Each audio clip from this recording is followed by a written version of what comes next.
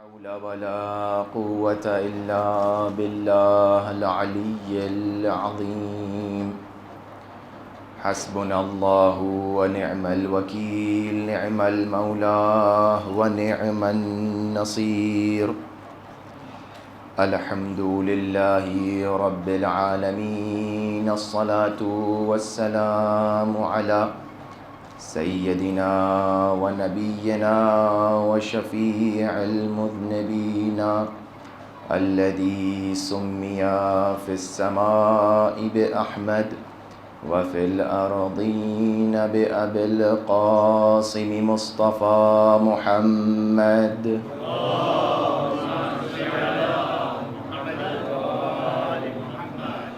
وأهل بيته الطيبين الطاهرين المعصومين المظلومين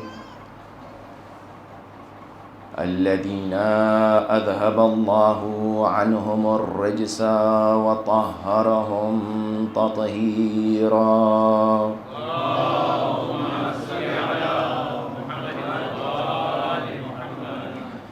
بهم نتولى ومن أعدائهم نتبرأ إلى الله، واللعنة الدائمة على أعدائهم أجمعين، غاصبي حقوقهم منكري فضائلهم، من الآن إلى قيام يوم الدين. أما بعد، فقد قال الله تبارك وتعالى في القرآن المجيد والفرقان الحميد وقوله الحق. بسم الله الرحمن الرحيم. إنما وليكم الله ورسوله والذين آمنوا الذين يقيمون الصلاة ويؤتون الزكاة وهم راكعون. صلوات پر محمد.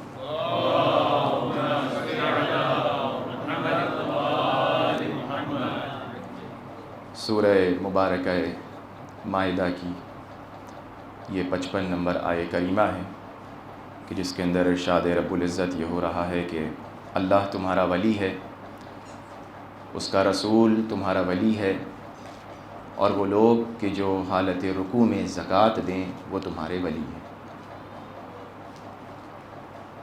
ہماری یہ گفتگو اس آیت کے ذیل میں بے عنوان ولایت بنیاد دین آج اپنے چھٹے مرحلے میں ہے۔ بہت سی اہم باتیں آپ کی خدمتوں میں پیش کیں اور آپ کی بیدار اور مقدس سماعتوں نے اس کو سنا، اور آج ایک اہم مرحلے سے ہوتے ہوئے ہمیں گزرنا ہے تاکہ ولایت کا مفہوم اور دین کا مزاج ہمیں سمجھ میں آئے۔ کل جہاں پر بات کو روکا تھا وہ یہ تھی کہ انسان غیر جانبدار ہو کر دین کے معاملے میں نہیں رہ سکتا۔ انسان کو یہ سلیکٹ کرنا پڑے گا کہ وہ کس طرف جا رہا ہے۔ امت مسلمہ میں رسول اکرم محمد مصطفیٰ صلی اللہ علیہ وآلہ وسلم ایک بہتر انداز میں صلوات پڑھیں محمد والے۔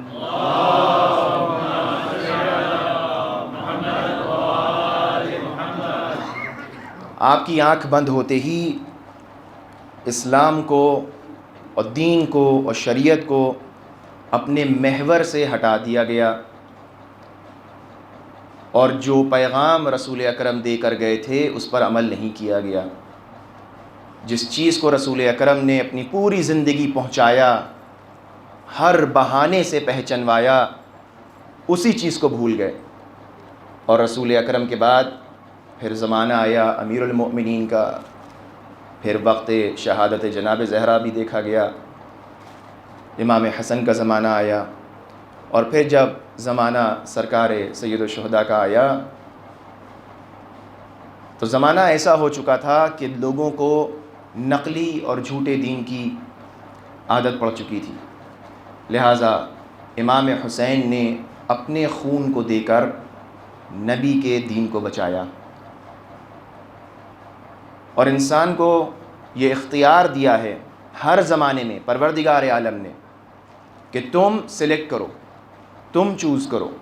تم کو ہم نے فری ول اور اختیار دیا ہے، اور تم کو ہم نے عقل دی ہے، اور تم اپنی عقل سے سمجھو کہ تمہیں کس طرف جانا ہے، کون حق پر ہے کون باطل پر ہے. یہ نہیں کہہ سکتے کہ ہم نہ ان کے ساتھ جانا چاہتے ہیں نہ ان کے ساتھ جانا چاہتے ہیں. تاریخ بھری پڑی ہوئی اس طرح کی مثالوں سے. امیر المؤمنین کے زمانے میں ہم نے دیکھا توابین نے کیا کیا. توابین یہ کہتے تھے نہ ہم علی کے ساتھ ہیں نہ ہم معاویہ کے ساتھ ہیں، ہمیں نہ یہ پسند ہے ہمیں نہ وہ پسند ہے.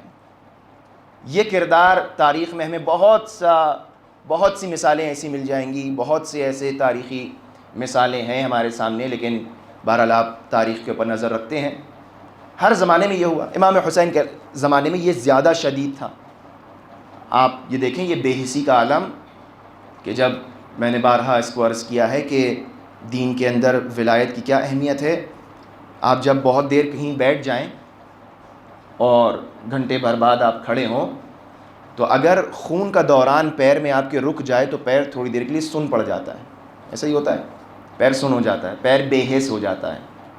آپ اس پہ کھڑے ہونا چاہتے ہیں، زور دینا چاہتے ہیں، نہیں دے پاتے، گرنے لگتے ہیں، لڑکھڑانے لگتے ہیں. یا ہاتھ کبھی کبھار جب آپ سو کے اٹھیں تو آپ کو لگتا ہے ہاتھ ہمارا سن ہے. کیوں؟ چونکہ ہاتھ میں خون کا دوران رک گیا ہے.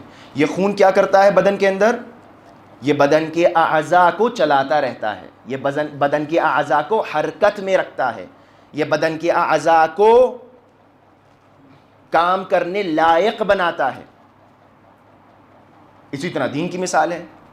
جب دین پر عمل کرنے والے لوگ بے حس ہو جائیں، مردہ ہو جائیں اور نہ سمجھیں کہ دین کا مزاج کیا ہے، تو پھر حسین جیسی کی ضرورت پڑتی ہے کہ وہ کربلا جا کر خون دے اپنا، تاکہ دین کے بدن میں دوران خون چلنے لگے. یہ ہوتا ہے. اور ہر اس فرد کے اوپر اس شہادت کی ذمہ داری آتی ہے جو بے حسی میں مبتلا تھا، جو حسین کی نصرت کے لیے نہیں گیا.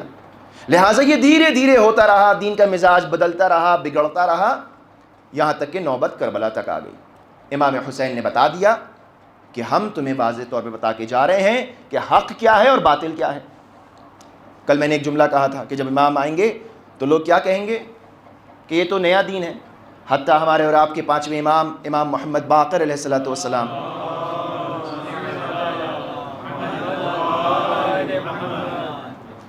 امام فرماتے ہیں یقوم قائم بامر جدید بکتاب جدید بقضاء جدید. جب ہمارے قائم کا قیام ہوگا تو وہ ایک نئی بات لے کر آئیں گے، نیا دین لے کر آئیں گے، نئی کتاب لے کر آئیں گے، نئی قضا لے کر آئیں گے. کیوں نئی؟ کیوں امام فرما رہے نئی؟ اس لیے کہ ہوگا وہی ان الدین عند اللہ الاسلام. وہ دین کہ جو ختمی مرتبت نے غدیر میں پہنچایا کامل ہوا، وہی دین لے کر آئیں گے. لیکن لوگوں کا مزاج ایسا بدل چکا ہوگا کہ جب امام کہیں گے یہ وہ دین ہے تو کہیں گے یہ تو وہ دین ہے نہیں، ان کو نیا لگے گا. جب امام کتاب پڑھیں گے اور آیات کو پڑھ کر فضائل اہل بیت سنائیں گے تو لوگ کہیں گے ہم نے تو کبھی یہ کتاب پڑھی نہیں تھی. جب امام رسول اکرم کی اور امیر المؤمنین کی شریعت پر قضا کریں گے، قضاوتیں بیان کریں گے، تو لوگ کہیں گے یہ کون سا فقہ ہے؟ یعنی کیا لوگ بھول چکے ہوں گے، لوگ اس دین کے اہم دھارے سے ہٹ چکے ہوں گے. کیوں؟ چونکہ دین کو اس کے محور جو کہ ولایت اسے ہٹا دیا گیا ہے. یہاں تک بات کل آپ کے اذان عالیہ تک ہم نے پہنچا دی تھی. ایک اہم مرحلے میں ہم داخل ہو چکے ہیں، وہ یہ ہے کہ اب ہمیں سمجھنا ہے، جب ہمیں یہ معلوم ہو گیا کہ دین کا مزاج اور دین کا مزہ ولایت کے اوپر ہے. دین کا مزہ کیا ہے؟ ولایت. دین کی چاشنی کیا ہے؟ ولایت. تو اب یہ ولایت کتنی قسموں کی ہے، کہاں کہاں پائی جاتی ہے؟ اشارتاً میں نے 2 دن قبل آپ کی خدمت میں عرض کیا تھا کہ ایک ولایت تکوینی ہے، ایک ولایت تشریعی ہے. زیادہ گہرائی میں ہمیں نہیں جانا ہے، بچے پریشان نہ ہوں، ذہن مشوش نہ ہو. ولایت تشریعی عرض کیا تھا اس دن بھی. تشریعی کیا ہے ولایت؟ یعنی جب شرع کی بات آئے، یعنی جہاں پر ہمیں اور آپ کو اختیار دیا گیا ہے. ہم سے پروردگار عالم نے کیا کہا؟ نماز پڑھو. ہم اگر پڑھ لیں تو اچھی بات ہے، ہم نہ پڑھیں تو عذاب ہے، گناہ ہے. روزہ رکھو، رکھ لیا تو اچھی بات ہے، نہیں رکھا تو عذاب ہے، گناہ ہے. حج پر جاؤ، اسی طرح کیا تو صحیح ہے، نہیں کیا تو ہمارا نقصان ہے. زکوٰۃ دو، خمس دو، فلاں کرو، یہ کرو، وہ کرو، جھوٹ نہ بولو، سچ بولو. یہ تمام چیزیں کیا ہیں؟ یہ شریعت ہے کہ جو ولایت تشریعی کے زمرے میں آتی ہے. اور یہی ولایت تشریعی فقہا تک آئی ہے. اور فقہا در حقیقت فقہا، یہ جان لے لوگ اگر کسی کے ذہن میں ڈاؤٹ ہو، یہ جو اخباری حضرات کہتے ہیں نہیں، فقیہ کا کام یہ نہیں ہے کہ وہ تشریع کرے، فقیہ کا کام یہ ہے کہ وہ کشف حکم کرے. اور وہ یہ کہتا ہے کہ میں نے مطالعہ کرنے کے بعد یہ سمجھا کہ اللہ کا حکم یہ ہے، نہ یہ کہ میں یہ کہہ رہا ہوں میرا حکم یہ ہے. فرق سمجھ رہے ہیں؟ اماموں کی روایت پڑھنے کے بعد، آیات کو پڑھنے کے بعد فقیہ کہتا ہے میں جعل نہیں کر رہا ہوں، میں حکم بنا نہیں رہا ہوں، میں حکم کو کشف کر رہا ہوں، میں حکم کو لے کر آ رہا ہوں، آپ کو بیان کر رہا ہوں. یہ بھی ایک چھوٹی سی مختصر سی میں نے عرض کیا تھا تجلی ہے ولایت کی.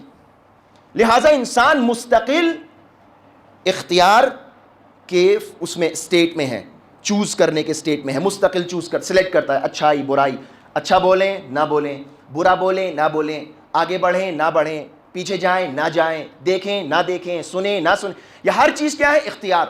یہ جو ہم کو اللہ نے، توجہ، میں ایک اہم مرحلے تک آپ کو لے جانا چاہتا ہوں تاکہ بات اوقاف النفوس ہو جائے اور بچے ہمارے خاص طور پر سمجھ سکیں، جوان ہمارے. تو یہ کیا ہے؟ ولایت تشریعی، یعنی جہاں شرع چیزوں کو بیان کرے گی، جہاں پہ شریعت آ کر ہمیں کہے گی یہ کرو یا نہ کرو. تو پروردگار عالم نے جنت و جہنم کا رکھا، اور جنت و جہنم کا فلسفہ ہی یہ ہے کہ اگر مجبور ہوتے ہم تو کوئی فائدہ ہی نہیں تھا کہ بھئی ہم مجبور ہیں. یہ ایک بہت بڑا طبقہ ہے مسلمانوں کا جو اپنے آپ کو جبریہ کہتا ہے. وہ اس بات کے قائل ہیں کہ اللہ نے ہم کو خلق کر دیا، ہم مجبور ہیں، اب ہمیں جو کچھ کرنا ہے ہم اس میں مجبور ہیں. ایسا نہیں ہے، ہمارا ماننا ایسا نہیں ہے. ایک طبقہ ہے وہ کہتا ہے تفویض، اللہ نے چابی بھر کے چھوڑ دیا، جو دل چاہے کرو، ہم سے کوئی مطلب نہیں. یہ بھی نہیں ہے. جب امام سے پوچھا گیا، ہمارے آپ کے چھٹے امام امام جعفر صادق علیہ الصلوۃ والسلام،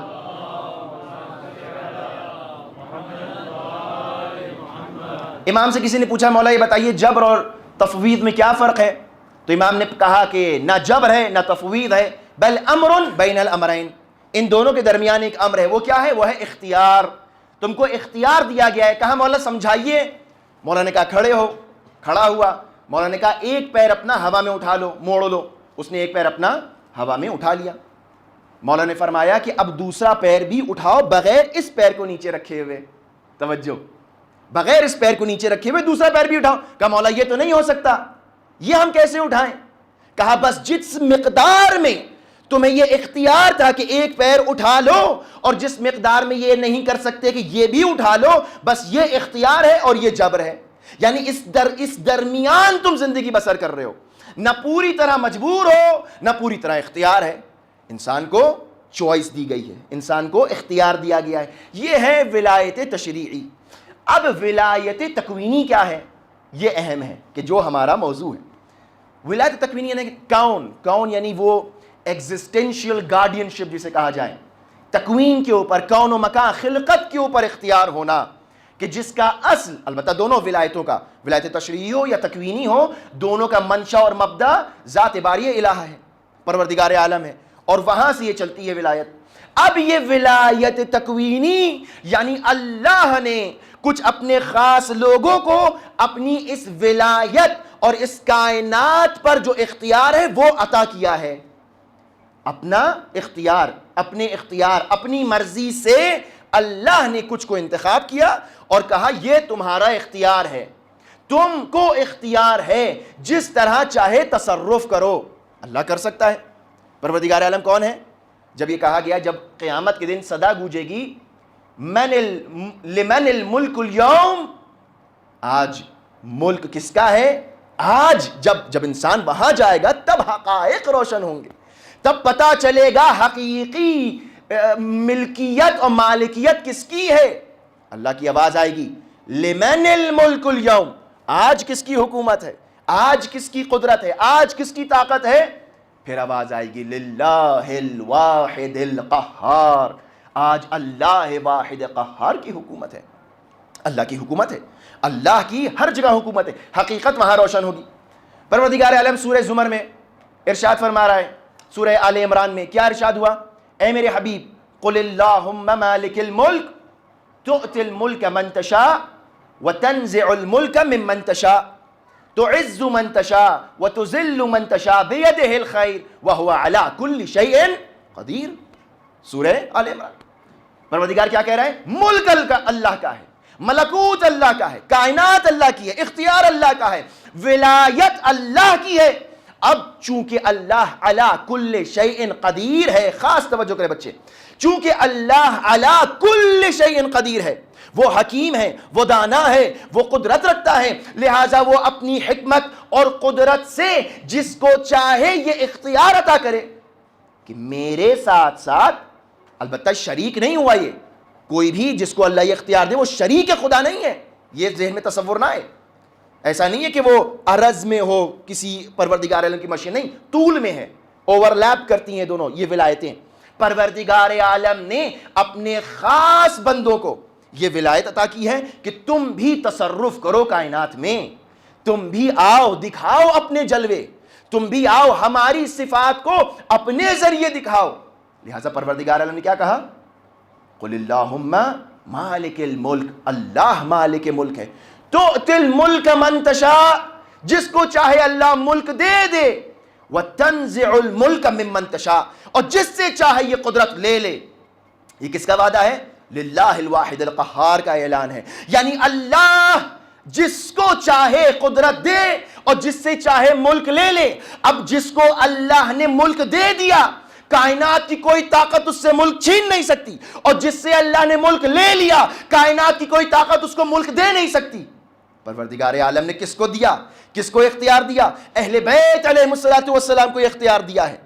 رسول اکرم امیر المؤمنین پنجتن پاک کو یہ اختیار دیا ہے کہ تم ہمارے نمائندے بن کر، خلیفۃ اللہ فی الارض بن کر، جو کام ہم کرتے ہیں وہ تم کرو، وہ تم کر کے دکھاؤ. ہم تم کو ملک اور ملکوت عطا کر رہے ہیں، ہم تم کو یہ اختیار عطا کر رہے ہیں. لہٰذا اب کوئی مانے یا نہ مانے، اگر تم نے مان لیا علی ولی اللہ تو علی کی ولایت میں کچھ بڑھے گا نہیں، اور اگر تم نے انکار کر دیا کہ علی نہیں ہے تو علی کی ولایت سے کچھ گھٹے گا نہیں. توجہ، یہ اللہ ہے. وَتُعِزُّ مَن تَشَاءُ وَتُذِلُّ مَن تَشَاءُ، اور اللہ جس کو چاہے عزت دے اور اللہ جس کو چاہے ذلیل اور خوار کر دے. پس اللہ جس کو عزت دے دے کوئی اس کو بے عزت کر نہیں سکتا، اور اللہ جس کو چاہے بے عزت کر دے کوئی اس کو عزت دے نہیں سکتا. یہ اللہ کا وعدہ ہے، یہ للہ الواحد القہار کا اعلان ہے. وَهُوَ عَلَى كُلِّ شَيْءٍ قدیر، ہر چیز پر قادر ہے، قدرت مطلق رکھتا ہے. لہٰذا لمن الملک اليوم، للہ الواحد القہار. اللہم مالک الملک، پروردگار تو مالک ملک ہے، تو علی کل شیء قدیر ہے. بس اللہ کی مرضی یہ ہے کہ اللہ اپنے ملک کو کچھ خاصان کو دے اور یہ اختیار عطا کرے. اور یہ اختیار اللہ نے عطا کیا، اور اختیار اس طرح عطا کیا کہ انسان، پروردگار عالم کیا کہتا ہے؟ عبدی عبدی اطعنی، اے میرے عبد میری اطاعت کر. عبدی اطعنی اجعلک مثلی مثلی، میں تجھے اپنا جیسا بنا دوں گا. توجہ، یہ حدیث قدسی ہے. پر اے عبد، اے میرے غلام، اے میرے بندے، تو میری اطاعت کر، تو پھر دیکھ کیا ہوتا ہے، میں تجھے اپنی مثل یا اپنی مثال بنا دوں گا. یعنی وہ جو میرے پاس قدرت اور طاقتیں ہیں وہ میں تجھے عطا کروں گا.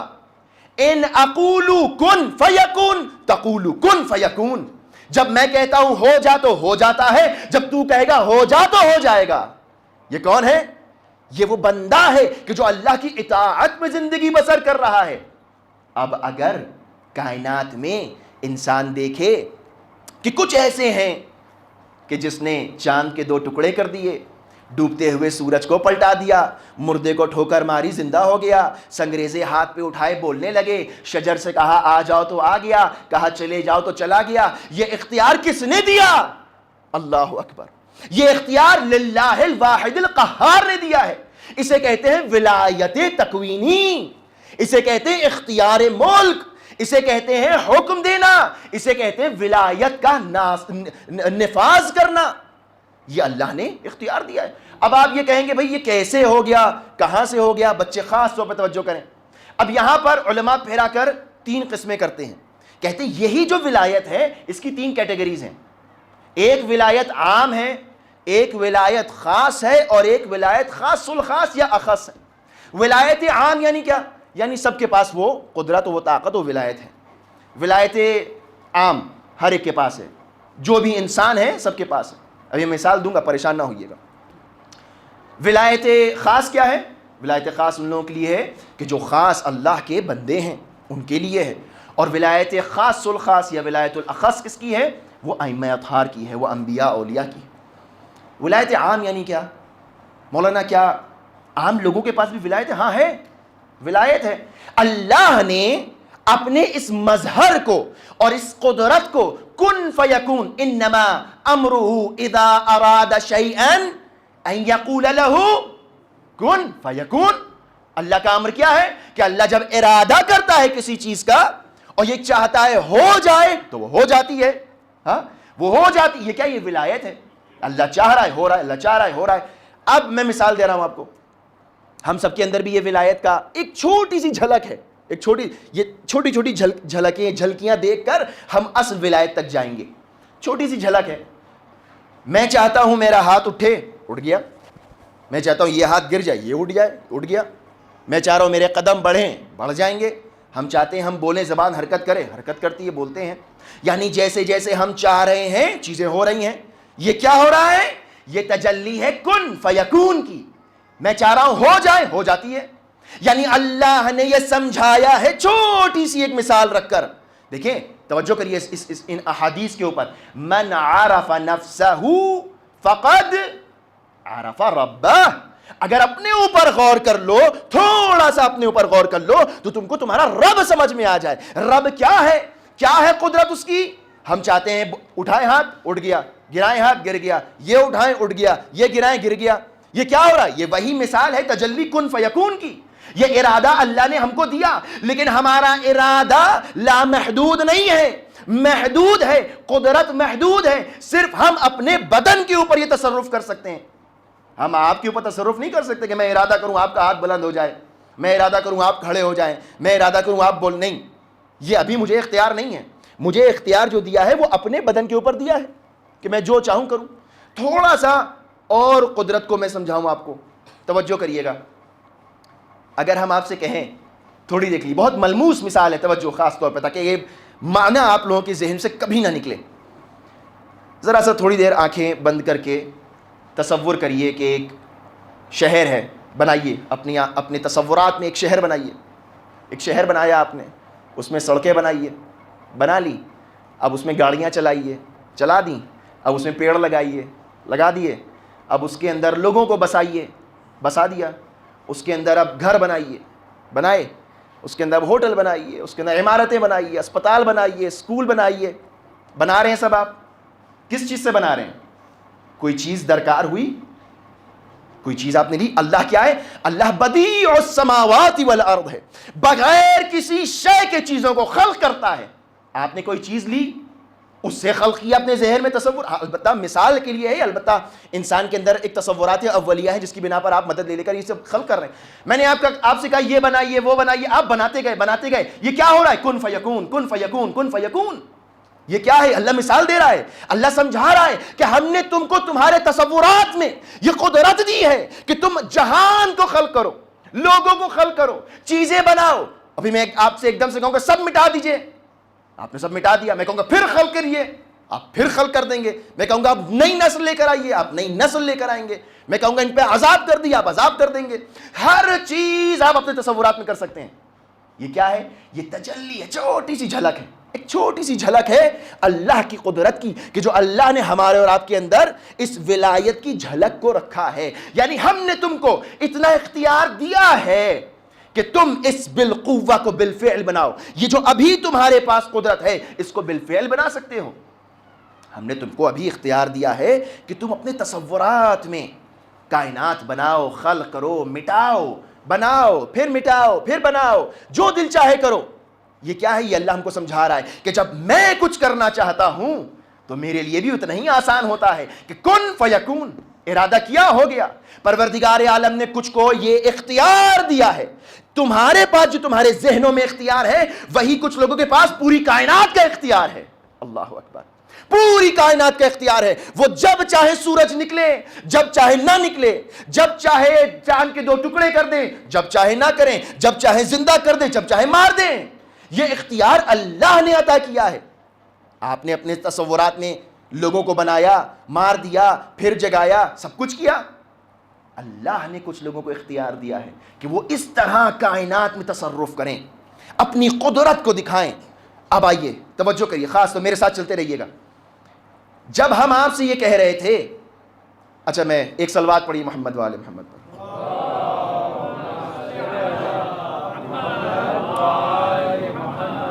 یہ آپ کی ہلکی صلوات تھی یا بلند صلوات تھی؟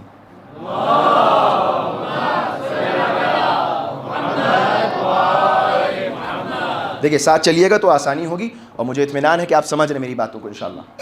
یہ جو ہم نے آپ سے کہا صلوات پڑھیے، یوں ہی نہیں پڑھوائی تھی. یہ جو ہم نے کہا کہ یہ کام کریے، وہ کام کریے، میں اگر آپ سے کہوں عموماً اٹھ کے تھوڑا قریب آ جائیے، ہاں یہ ہوتا ہے مجلسوں میں. یا یہ ہم جو ابھی آپ بار بار آپ سے کہہ رہے تھے نا، خلق کریے، روڈ بنائیے، انسانوں کو بنائیے، پیڑ لگائیے، پودے لگائیے، گاڑیاں چلائیے، یہ آپ میری باتیں سن رہے تھے، ہے نا، اور آپ اس پہ عمل کر رہے تھے. آپ نے تھوڑی دیر کے لیے اپنے آپ کو ہمارے حکم کا تابع کر دیا. یعنی کیا؟ یعنی آپ ہمارے کہنے پر چلنے لگے. ابھی تک میں کیا کہہ رہا تھا کہ مجھے آپ کے تصورات پہ اختیار نہیں ہے، میں آپ کا ہاتھ نہیں اٹھوا سکتا، میں آپ کو کن فیکون نہیں کر سکتا، لیکن اگر آپ چاہیں تو میں کر سکتا ہوں. توجہ، اگر آپ مجھے یہ اختیار دیں کہ میں جو کہوں وہ کرے تو آپ کریں گے. بس یہی وہ ولایت ہے کہ اللہ نے انسان کو اختیار دیا ہے کہ تم اللہ کی ولایت میں آ جاؤ یا شیطان کی ولایت میں چلے جاؤ، یا ہمارے حکمرانی کے تحت آ جاؤ، جو ہم کہیں وہ کرو یا جو ہم کہیں نہ کرو. ہم نے جو ولایت تشریعی تمہیں دی ہے، تم سے ہم کہہ رہے ہیں اٹھو، بیٹھو، حج پر جاؤ، خمس دو، زکوٰۃ دو، نماز پڑھو، روزہ رکھو. آپ اگر ولایت میں ہیں تو کریں گے، ولایت میں نہیں ہے تو نہیں کریں گے. آپ نے تھوڑی دیر کے لیے ہمارے اور آپ کے درمیان ایک ولایت کا رابطہ، والمؤمنون والمؤمنات بعضهم اولیاء بعض. اللہ کہہ رہا ہے قرآن مجید میں کہ یہ مؤمنین و مومنات آپس میں ایک دوسرے کے ولی ہیں، ولایت رکھتے ہیں. یعنی یہ حق کے تصرف، انسان کبھی کبھار اپنا حق کے تصرف اور اختیار کسی کے ہاتھ میں دے دیتا ہے. یہ جو امام مولا نے فرمایا، رسول اللہ نے فرمایا کہ کیا میں تمہاری جانوں پر تم سے زیادہ اختیار نہیں رکھتا؟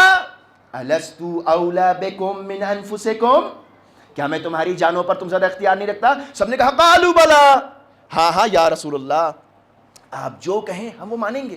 بس تو رسول اکرم نے فرمایا کہ جس طرح میں تمہاری جانوں پر اختیار رکھتا ہوں تو فمن کنت مولاہ فہذا علی مولا.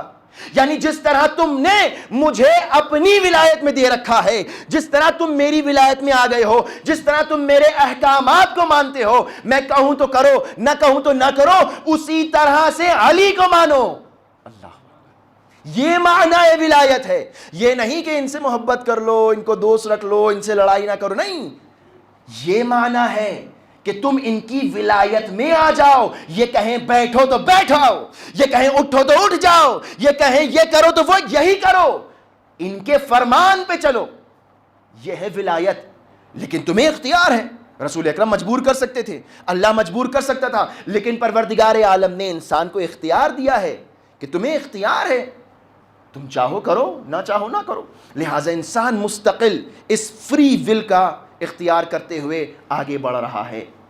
اور عزیزان محترم، بس وقت بہت تیزی سے چلا جا رہا ہے، لیکن یہ بات میں چاہ رہا ہوں کہ واضح ہو جائے، ختم ہو جائے آج اس مرحلے پہ، کہ یہ جو اختیار ہم کو اللہ نے دیا ہے، یہ کون سی ولایت ہوگی؟ ولایت عام. ولایت خاص کیا ہے؟ مومنوں کی ولایت. مومن اس مقام پر آ جاتا ہے کہ وہ روایات میں ہے کہ اگر مومن پہاڑ سے کہے کہ ہٹ جا تو ہٹ جائے گا. یہ کون سی ولایت ہے؟ یہ بھی ایک جھلک ہے کہ اللہ مومن کو اختیار دے دیتا ہے، محدود اختیار کہ تم جاؤ جو دل چاہے کرنا ہو کرو. اور پھر وہ خاص الخاص ولایت اور اختیار کہ جو ائمہ اطہار کو دے رکھا ہے کہ اپنے ملک کا مالک بنایا ہے. ہاں قیامت میں اللہ کی آواز آئے گی، لمن الملک اليوم للہ الواحد القہار. اللہ کا ملک ہے لیکن حکومت علی کی ہوگی. جب جاؤ گے وہاں دیکھو گے تو منبر نور پر رسول اکرم ہوں گے اور ساتھ میں علی لواء الحمد لیے کھڑے ہوں گے، اور پھر علی قسیم النار والجنہ ہوں گے، علی دوزخ اور جہنم اور جنت میں بھیج رہے ہوں گے، علی سب کا حساب کر رہے ہوں گے، اور جب وہاں نامہ اعمال پیش ہوں گے تو لکھا ہے روایات میں کہ عنوان و صحیفۃ المؤمن حب علی ابن ابی طالب، کہ جب وہاں تمہارا نامہ اعمال پیش کیا جائے گا تو اگر اس کی جلد پر لکھا ہے کہ یہ عاشق علی تھا تو بغیر حساب کتاب کی جنت میں بھیجا جائے گا۔ اللہ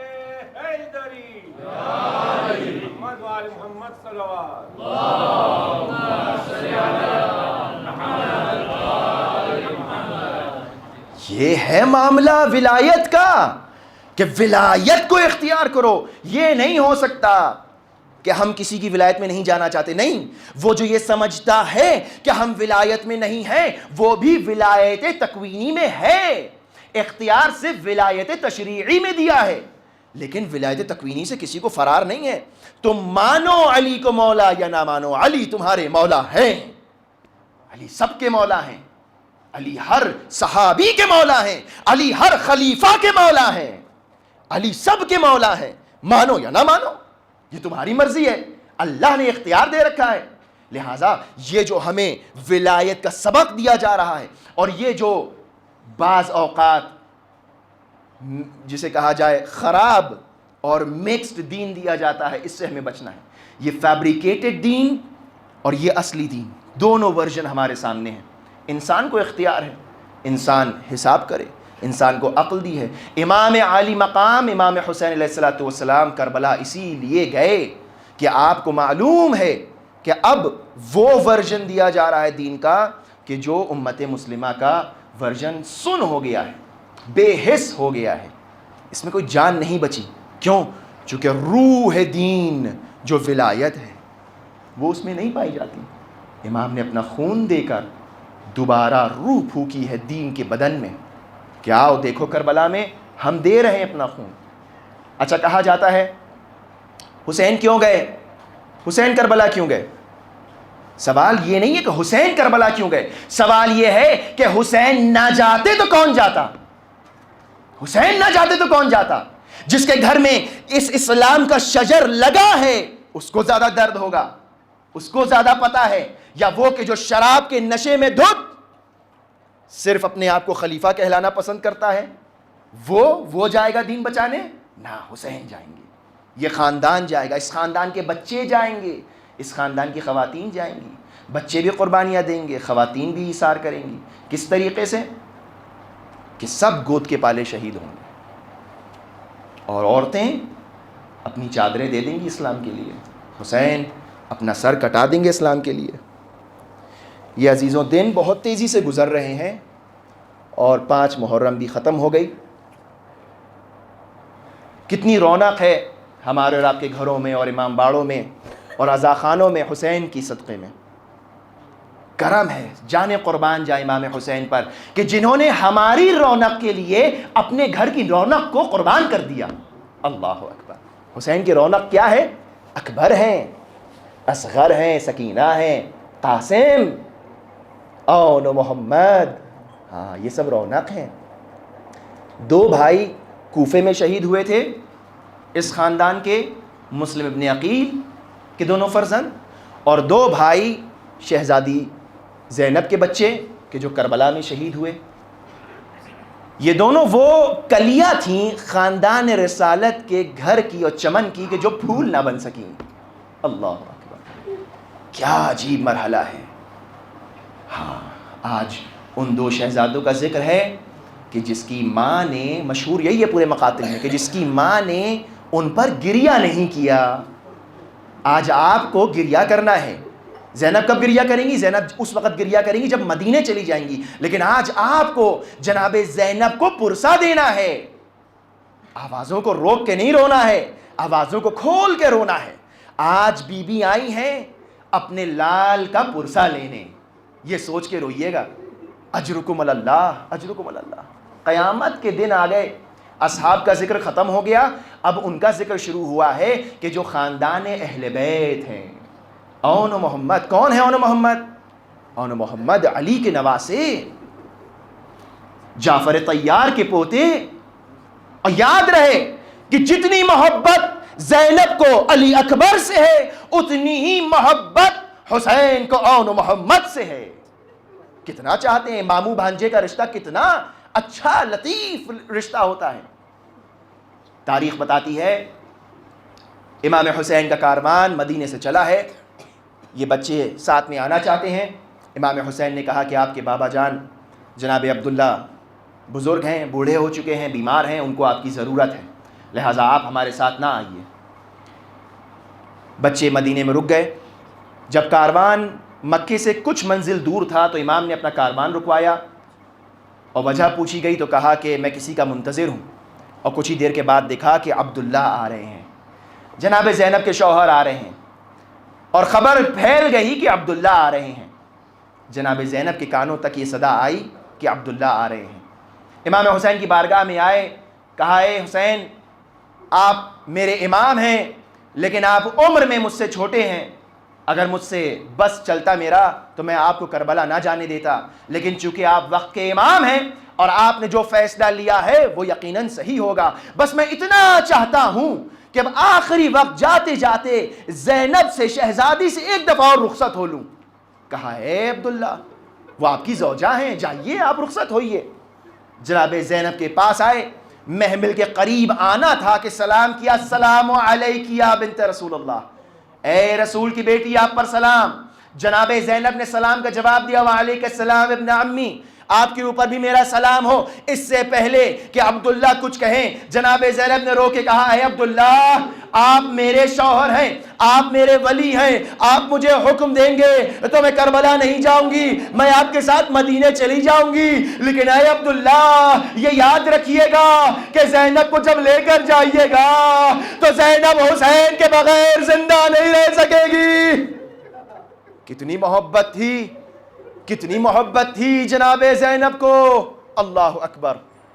جناب عبداللہ نے ہاتھ جوڑے, کہا اے شہزادی میں آپ کو حکم نہیں دے سکتا, میں تو آپ کے پاس آیا ہوں ان دونوں بچوں کو لے کر کہ کربلا میں ہم تو نہیں ہوں گے لیکن ہماری طرف سے اون کو اپنی طرف سے, محمد کو ہماری طرف سے حسین کے اوپر قربان کر دیجیے گا. قربان جائے ہماری جان امام حسین پر, کہ کیا عشق اور کیا ولایت ہے. بس عزیزان محترم یہ رونے کے ایام ہیں, مصائب تھوڑے طولانی ہو جائیں تو دل بھر کے رونے کی کوشش کریے گا, چند آنسو نکال آئیں تو یہ قبر کا سامان بن جائیں گے. اجرکم اللہ, امام زمانہ کو پرسا دیں. رونا نہ آ رہا ہو نا تو بس حسین کہیں, حسین. حسین کے نام میں اتنی مظلومیت ہے, جب آپ کہتے ہیں حسین تو آنکھ سے اپنے آپ آنسو نکلتے ہیں. جب آپ کہتے ہیں یا زینب, اللہ زینب کون ہے میں بتا دوں دو جملے. زینب کون ہے؟ زینب وہ بی بی ہے جو ام المصائب ہیں. ہاں اللہ اکبر, زینب ام المصائب ہے. زینب کون ہے؟ زینب وہ ہے کہ جنہوں نے پنجتن پاک کی شہادتوں کو دیکھا ہے. اپنے نانا رسول اللہ کی شہادت, بابا علی مرتضیٰ کے سر پر ضربت, ماں کی پسلیاں ٹوٹنے کا منظر, بھائی حسن کے جگر کے ٹکڑے کٹ کٹ کے گر رہے ہیں دیکھ رہی ہیں, جنازے سے تیر نکالنے کا منظر بھول سکتی ہے زینب؟ نہیں. ہاں زینب نے امام حسن کے جنازے سے تیر نکالے, لیکن اگر کوئی جناب زینب سے پوچھے اے زینب 11 محرم کو جب آپ امام حسین کے جنازے پہ آئیں تو حسین کے جنازے سے تیر کیوں نہیں نکالے, شاید زینب یہی جواب دے کہ ارے جس بہن کے ہاتھ پشت گردن بدے ہو. اجرکم اللہ. روایت بتاتی ہے کہ جناب فاطمہ الزہرا کے پاس 3 کفن آئے جنت سے. جناب زینب کی دل پر جو مصیبتیں گزری ہیں اس کا احساس تو ہو.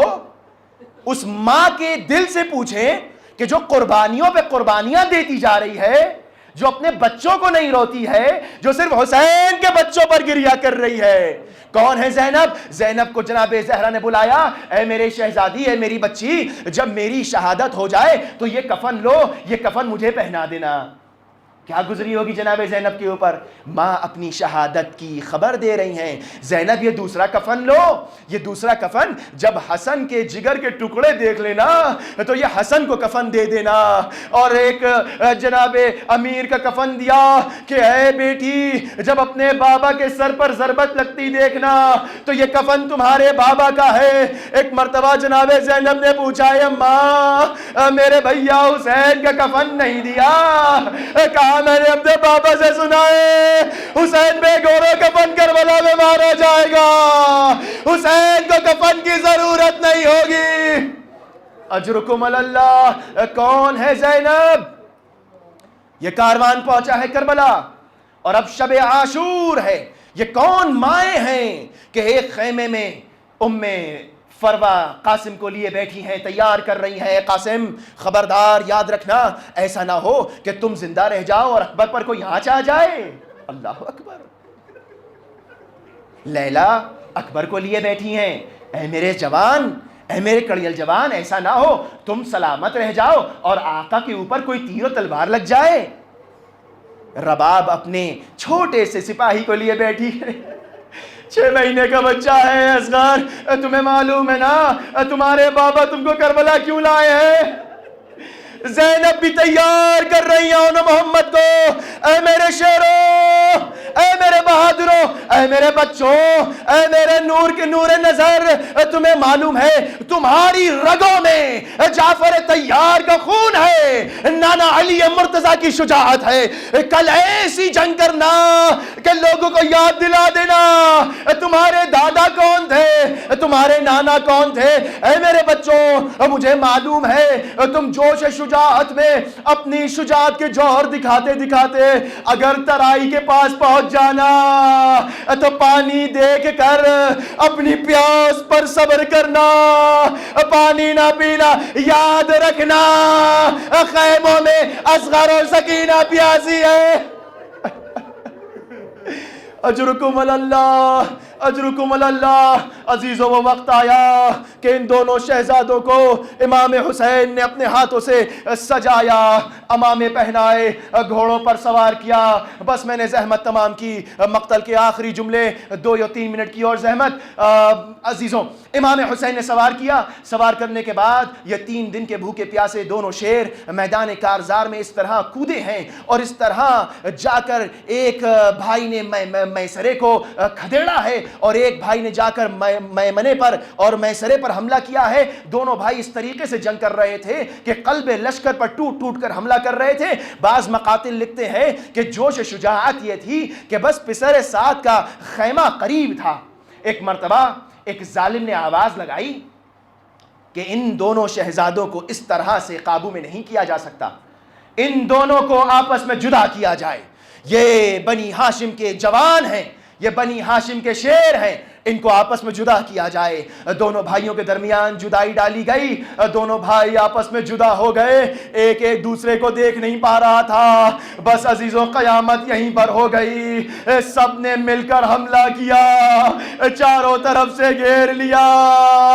زینب کے لال، حسین کے بھانجے، عباس کے شاگرد، آخر 3 دن کی بھوک و پیاس، کتنا جنگ کرتے، گھوڑے سے زمین پر آئے، اے آقا ہمارا سلام۔ ادھر سے عباس دوڑے، ادھر سے حسین دوڑے، دونوں جنازوں کو، ایک کو عباس نے اٹھایا، ایک کو حسین نے اٹھایا، مقتل سے لے کر آ رہے ہیں۔ اب جب خیمے میں لے کر آئے، بیویوں کو خبر ملی، ماتم و فریاد شروع ہوئی۔ تاریخ میں ملتا ہے بنی ہاشم کا جو بھی شہید آتا تھا سب سے پہلے زینب بڑھ کر استقبال کرتی تھی، لیکن یہ 2 شہید آ رہے ہیں، زینب نہیں آئی۔ ارے یہ میرا صدقہ تھا میرے ماجائب، ارے یہ تو میں نے صدقہ کر کے بھول گئی تھی۔ دونوں جنازوں کو رکھا گیا، جناب زینب آئی، دونوں جنازوں کے بیچ میں بیٹھی۔ اجرکم اللہ، تھکیے گا نہیں، تھکیے گا نہیں۔ جناب زینب کے بچوں کا پرسہ ہے، وہ زینب جو رو نہیں رہی ہے۔ اجرکم اللہ۔ ایک مرتبہ دونوں جنازوں کے درمیان بیٹھی، پیشانی کو خاک کربلا پر رکھا، اے اللہ میری قربانی کو قبول فرما۔ ایک مرتبہ دونوں بچوں کی طرف متوجہ ہوئی، اے میرے شہزادو تم لوگ چلے گئے، اب میں اپنے بھائی پر کسے قربان کروں؟ اجرکم اللہ۔ لیکن زینب روئی نہیں، بس آخری جملہ مقتل کا دل پہ ہاتھ رکھ کر سننا۔ ماؤں اور باپ سب کی اولادیں ہیں، پروردگار سب کی اولادوں کو بے صدقہ اون و محمد صحت و سلامتی عطا کرے، لیکن اس بات کو محسوس کریے گا وہ زینب کہ جن کا کام یہ ہے کہ صرف حسین اور علی اکبر پہ رونا ہے، صرف قاسم، سکینہ، علی اصغر پر رونا ہے، اپنے بچوں پر نہیں رونا ہے۔ 11 محرم کو کاروان اس جگہ سے لے جایا جا رہا ہے کہ جہاں پر شہداء کے جنازے پڑے ہیں۔ ہر بی بی لپٹ لپٹ کر اپنے شہید کے جنازے سے رو رہی ہے، گریہ کر رہی ہیں، اور جناب زینب امام حسین کے جنازے پر آئی، اپنے آپ کو گرا دیا۔ اے میرے ماں جائے، اے میرے بھائی، میں کہاں بوسہ دوں، پورا جسم چھلنی ہے، میں کہاں بوسہ دے کر رخصت دوں۔ جناب زینب امام حسین کے جنازے پر، لیکن اون محمد کے جنازوں سے رخصت نہیں ہوئی۔ بس عزیزوں، کربلا سے کوفے سے شام، جناب زینب اون محمد پر گریہ نہیں کر رہی ہیں، اپنے آنسوؤں کو روکے ہیں، مستقل اصغر پر گریہ کیا، اکبر پر گریہ کیا، عباس پر گریہ کیا، حسین کے سر پر نظر پڑتی تھی گریہ کرتی تھی۔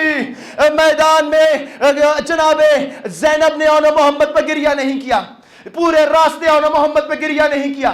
شام کے زندان سے جب رہائی ملی، تبرکات آنا شروع ہوئے، شہداء کے سر آئے تو اون محمد کے سروں کو نہیں لیا، گریہ نہیں کیا۔ دوبارہ کربلا آئیں، اون محمد پر گریہ نہیں کیا۔ کربلا سے مدینے بھی چلی گئیں، جناب زینب مدینے بھی آ گئیں، ہر ایک کو پرسہ دیا، ہر ایک سے پرسہ لیا۔ ام البنین سے ملی، عباس کا پرسہ دیا۔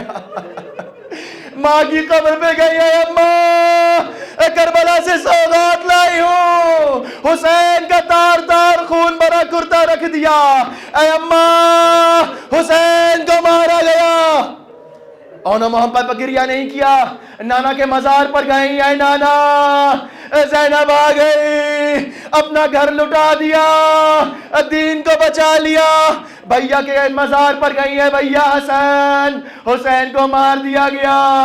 وہ زینب جو ابھی تک اپنے بچوں پہ نہ روئی، مستقل حسین اور حسین کی اولادوں پر روئی، اپنی تمام ذمہ داریوں کو پورا کر کے ایک مرتبہ اپنے گھر کی جانب بڑھی، دق الباب کیا، عبداللہ نے دروازہ کھولا، اے بی بی آپ کون ہیں؟ اے عبداللہ مجھے نہ پہچانا، ارے میں زینب۔ اے بی بی یہ کیا ہو گیا ہے؟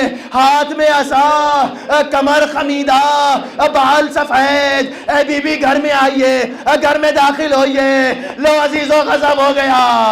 وہ ماں ابھی جو اپنے بچوں کو نہ روئی، وہ ماں جو اپنے آنسوؤں کو روکے ہوئے تھی، جیسے ہی گھر میں داخل ہوئی، بچوں کا سامان دیکھا، ننھے ننھے بستر دیکھے، ننھے ننھے امامے دیکھے، ایک مرتبہ دل بھر آیا۔